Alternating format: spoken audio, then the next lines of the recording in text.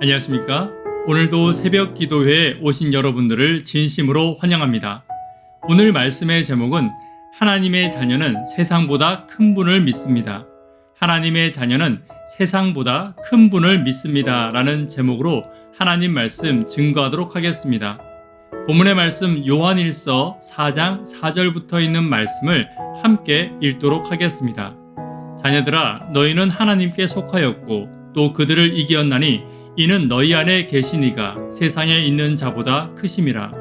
그들은 세상에 속한 고로 세상에 속한 말을 하매 세상이 그들의 말을 듣느니라. 우리는 하나님께 속하였으니 하나님을 아는 자는 우리의 말을 듣고 하나님께 속하지 아니한 자는 우리의 말을 듣지 아니하나니 진리의 영과 미혹의 영을 이로써 아느니라. 찬미 407장 함께 하도록 하겠습니다.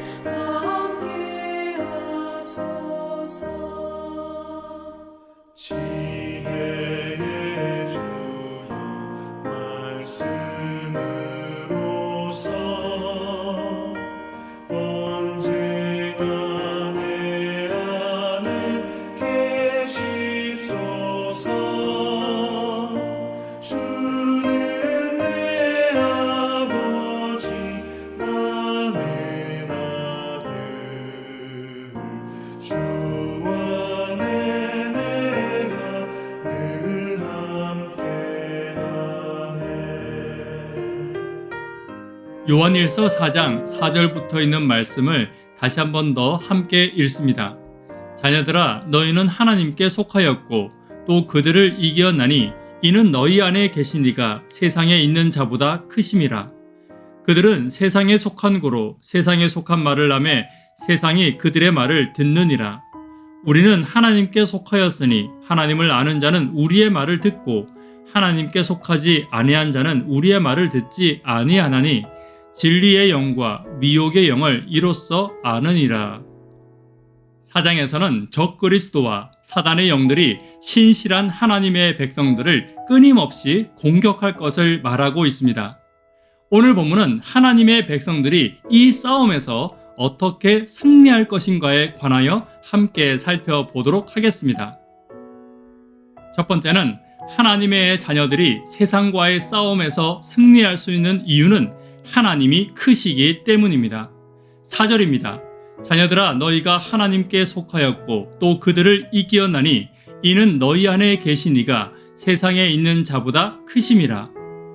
하나님이 세상보다 크시고 세상과 비교할 수 없는 분이시기에 하나님의 자녀들은 세상을 이길 수 있습니다. 그렇다면 나는 하나님의 크심을 어떻게 드러낼 수 있습니까? 어떤 분들은 이렇게 말씀하십니다. 나는 예수님을 믿지만 삶의 기쁨도 감격도 없습니다. 거짓말입니다. 정확히 말해야 합니다. 실제로는 예수님을 믿지 않는 것입니다. 예수님을 믿고 내가 그 안에 있는 사람은 세상이 흔들지 못하는 평안과 감사가 있습니다. 세상보다 큰 분이 주시는 평안과 감사이기에 세상이 흔들지 못하는 것입니다. 물론 예수를 믿으면서도 마음에 염려할 수 있고 걱정할 수 있습니다. 그러나 성도는 오래 염려하지 않습니다. 그리고 걱정으로 넘어지지 않습니다.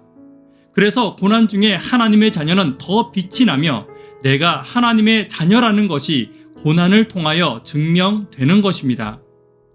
이것이 하나님의 크심입니다. 세상의 어떤 것도 나를 하나님의 사랑에서 끊을 수 없습니다. 그리고 하나님이 주시는 평안에서 끊을 수 없습니다.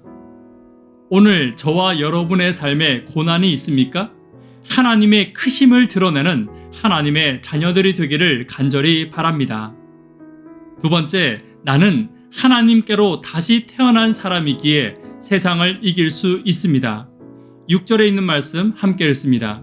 우리는 하나님께 속하였으니 하나님을 아는 자는 우리의 말을 듣고 하나님께 속하지 아니한 자는 우리의 말을 듣지 아니하나니 진리의 영과 미혹의 영을 이로써 아느니라. 6절에 하나님께 속하였다는 말은 하나님께로 다시 태어났다는 말입니다. 윌리엄 로우는 경건한 삶을 위한 부르심에서 이렇게 말하고 있습니다.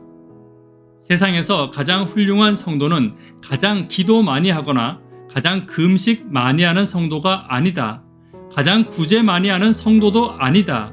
항상 하나님께 감사하고 모든 것에서 하나님을 찬양하는 성도이다.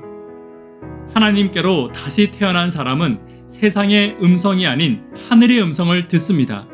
그것으로 세상이 주는 유혹과 넘어짐의 소리, 절망의 소리로부터 자유로울 수 있는 것입니다. 사단의 자녀는 사단의 음성, 즉 세상의 음성을 듣고 하나님께로 다시 태어난 자녀는 하나님의 음성을 듣습니다.